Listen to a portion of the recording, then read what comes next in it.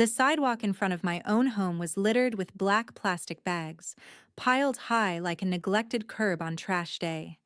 I pulled the car over, my heart hammering against my ribs as my daughter, Chloe, scrambled out. "Mom, why is my stuff in the street?" she whispered.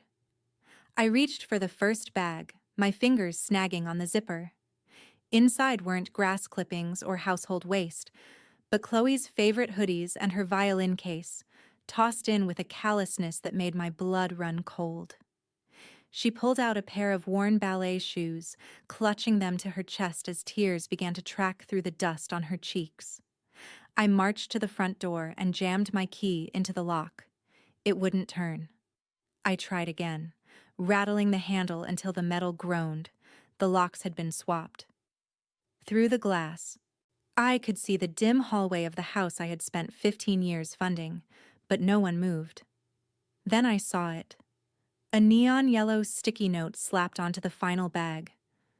2 words were scrawled in my mother-in-law's sharp, aggressive handwriting. "Parasites gone."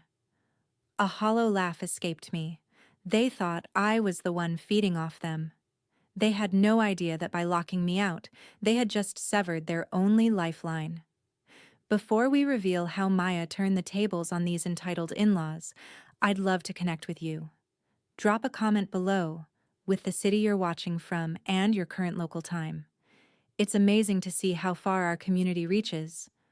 I'll be hearting my favorite responses. At 41, I had spent over a decade existing as a ghost in my own hallways.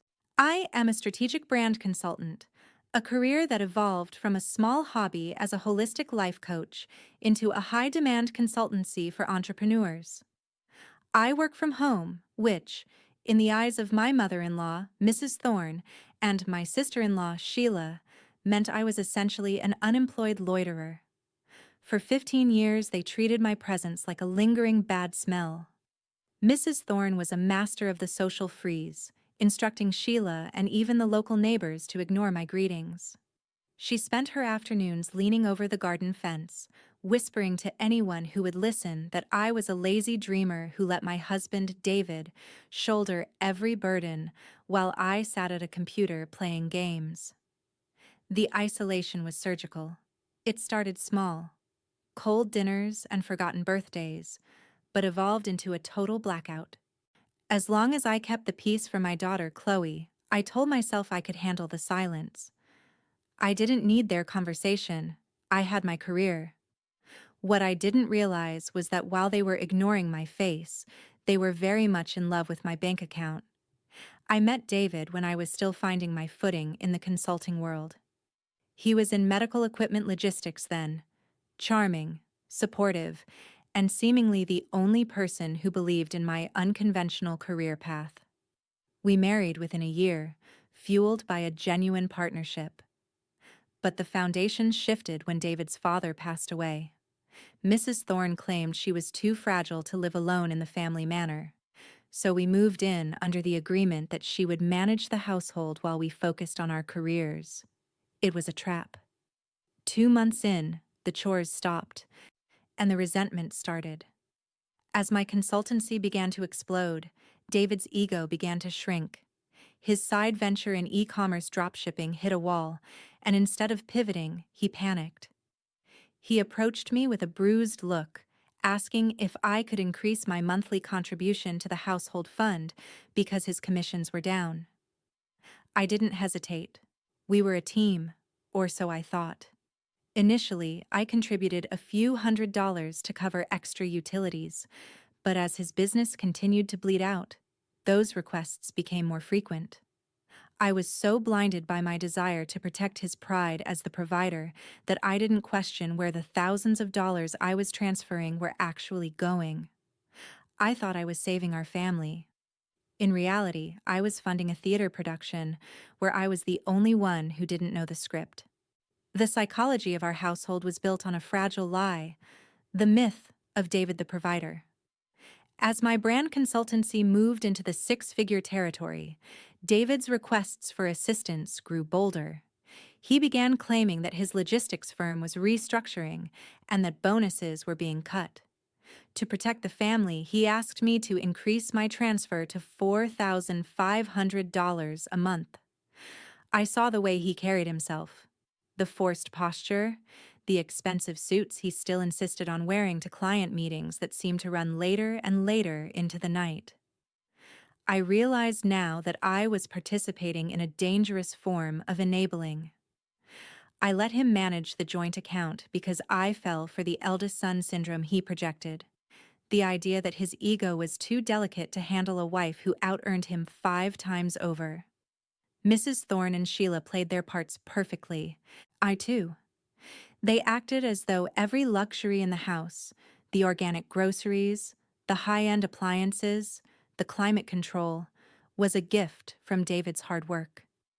They treated me like a stray cat they were charitably housing, never suspecting that the stray was actually paying the mortgage, the taxes, and even Sheila's personal debts. I was the silent engine of their lives, and like most engines, I was ignored as long as I kept running. The tension snapped when Sheila moved back in after her marriage imploded. Not only did my daughter Chloe lose her bedroom to her aunt, but I was relegated to a makeshift desk in the hallway. One evening, as I was finalizing Chloe's enrollment in an elite STEM academy, Sheila scoffed over her wine glass. "Must be nice to dream big when you aren't the one paying the bill," she sneered. "That academy is a waste of David's hard-earned money. Chloe should just use public resources like a normal kid." I looked up, stunned. "I'm paying for the academy, Sheila. My income covers it in full." Sheila burst into a mocking laugh, looking at Mrs. Thorne. "Did you hear that? The charity case thinks she has a salary." "David told us everything, Maya. He's been carrying your hobby for years. You're just a parasite who married him for the Thorne name and the security." Honestly, it's embarrassing how much you leech off him. My world tilted. They genuinely believed I was a financial burden. When David stumbled home at midnight smelling of expensive bourbon and cheap decisions, I confronted him. "They think I'm a parasite, David. They think you pay for everything." He waved a hand dismissively. His voice slurred with a pathetic sort of arrogance. "It's a pride thing, Maya.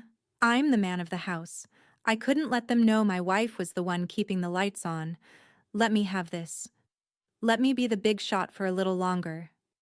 He laughed it off as if it were a harmless joke, completely oblivious to the fact that his pride had just painted a target on my back. The lockout wasn't just an insult, it was a catalyst. While David was allegedly at a high-stakes tech summit in Silicon Valley, I was sitting in my parents' guest room with a laptop and a cold realization. I called a contact at David's logistics firm, pretending to check on his insurance benefits. "David Thorne, the HR manager," Mr. Harrison sighed. "Maya, he hasn't worked here in 26 months. He resigned, effective immediately, after a performance review regarding missing expense reports. We assumed you knew." My stomach dropped. For 2 years, he had been leaving the house every morning in a tailored suit, briefcase in hand, while I funded his unemployment. I immediately hired a private investigator named Elias to bridge the gap between David's fiction and his reality. The report Elias delivered 3 days later was a masterpiece of betrayal. David wasn't at a summit. He was at a local high-limit casino, wearing that same suit to blend into the VIP lounge. The $4,500 I transferred every month wasn't going to the mortgage. It was being drained into gambling debts and luxury dinners for a woman named Vanessa. Elias captured photos of them entering a penthouse apartment, the very office David claimed to be working from. I didn't scream. I didn't cry. I simply handed Elias a second retainer. "I want every receipt, every text message, and the names of every account he used to funnel my earnings to this woman." The parasites had enjoyed my hospitality for 15 years. It was time to show them what happens when the host finally develops an immune response. The call came on what David thought was Payday Friday. His voice was a frantic blend of forced affection and terror. "Maya, honey, I heard about the misunderstanding at the house. My mother and Sheila went too far. I'm ready to move out, just the three of us. I'll cut them out completely if that's what it takes. Just come back. The bank accounts are looking a little thin, and I need to settle some business expenses. I felt a wave of nausea. He was willing to throw his own mother onto the street to keep the faucet of my money running. I'm coming back tonight, David, I said, my voice as cold as a surgical blade. Make sure the door is unlocked. I have some documents that require your immediate attention. When Chloe and I walked into the Thorne Manor that evening, the air was thick with a grotesque expectation. Mrs. Thorne and Sheila sat on the velvet sofa, looking like they were waiting for an apology, while David stood by the fireplace, nursing a drink. There she is, David said, moving toward me with a fake smile. I've explained to them that you're back as my partner. I didn't let him touch me. I reached into my leather portfolio and pulled out a stack of legal documents, sliding them across the coffee table like a final invoice. I'm not here as your partner, David. I'm here as your primary creditor. I looked at Mrs. Thorne, then Sheila, who both looked ready to snap. You called me a parasite, but you're about to find out what happens when the person who pays for your electricity, your property taxes, and your designer clothes decides to stop being charitable. I pointed at the top document. That's a petition for divorce. And behind it? The proof that for 2 years you've all been living on a lie. What is this? Sheila barked, grabbing the papers. David, tell her she's delusional. Tell her you're the one who keeps this family afloat. David's face didn't just pale, it turned a translucent, sickly gray. He couldn't meet her eyes. The salary David's been bringing home for the last 26 months? I said, my voice cutting through the room like a winter wind. That was me. Every cent of the $4,500 I transferred into our joint account monthly was used to maintain the illusion that he still had a job. David hasn't stepped foot in a logistics office in over 2 years. He's been spending his days at the casino and his nights in a penthouse I was indirectly renting for him and his mistress. The silence that followed was absolute. Mrs. Thorne looked at her son as if she were seeing a stranger. David? Is this true? You told us Maya was a failed hobbyist. You told us we were doing her a favor by letting her stay. I was protecting my pride, Mom. David finally exploded, his voice cracking. I couldn't tell you I was unemployed. But you two? You had to go and kick her out. You had to change the locks on the woman who was actually paying for your lifestyle. We had a good thing going. The end, and you ruined it with your arrogance. The look on Sheila's face was priceless, a mixture of greed and pure, unadulterated panic. They finally realized that by removing the parasite, they had accidentally cut off their own oxygen supply. I didn't stay to watch them tear each other apart. Instead, I began a systematic reclamation of my life.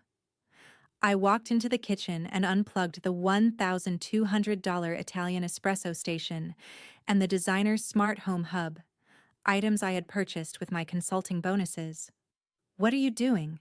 Those are for the house, Sheila shrieked, clutching her wrist where a luxury watch I'd supposedly gifted David for his anniversary sat. Actually, Sheila, I have the digital receipts for every single one of these. Since I'm the outsider, I'm taking my property with me. But you can keep the empty house and the bills that come with it. I turned to David, dropping a thick envelope of surveillance photos on the counter. And give these to Vanessa. Tell her I hope the entrepreneur she's dating is as wealthy as he told her he was. Because as of today, his credit cards are canceled. Mrs. Thorne's demeanor shifted instantly. Her face crumpled into a mask of faux grief. Maya, darling, please. We were just confused. David misled us. You're the heart of this family. We can't survive without you. You aren't confused, Mrs. Thorne, I said, grabbing the last of my bags. You're just hungry, and the host has finally left the building. Chloe, let's go. We have a real home to find. The legal fallout was a slow-motion car crash for the Thorne family. My lawyer was relentless. clawing back the $4,500 monthly subsidies under the grounds of financial fraud and marital waste. While David's mother tried to cling to her dignity, it turned out the inheritance left by David's father, a fund they had been hoarding while spending my money, wasn't nearly enough to cover the compensation and alimony I was owed. To settle the debt, they were forced into a humiliating liquidation of the family manor. The house that had seen 15 years of my silent labor was sold at auction. Without my consultancy fees to prop him up, David's charade with Vanessa evaporated. Once she realized her tech mogul boyfriend was actually a broke, unemployed gambler, she blocked his number and disappeared. I heard through the grapevine that David moved into a cramped two-bedroom rental with his mother and Sheila, finally experiencing the communal living he had forced on me. Only this time, there was no one left to pay for the groceries. As for me, Chloe and I moved into a sun-drenched condo with a view of the park. She has her own suite, and I have a dedicated studio where the only sound I hear is the hum of my own success. Looking back, those 15 years weren't a waste. They were a masterclass in resilience. I learned that true power isn't about who shouts the loudest at the dinner table. It's about who holds the keys to the future. I stopped being a host for people who didn't respect me, and in doing so, I finally became the protagonist of my own life. Silence isn't always weakness. Sometimes it's just the sound of a plan coming together. Yet if you've ever been the silent engine of your family or been underestimated by people who were actually living off your hard work, hit that like button right now. I want to hear your stories. Have you ever had a trash bag moment where you finally realized it was time to leave? Let's talk about it in the comments. And if you're ready to stop being the host and start being the boss, make sure to subscribe. Your peace of mind is worth more than their approval.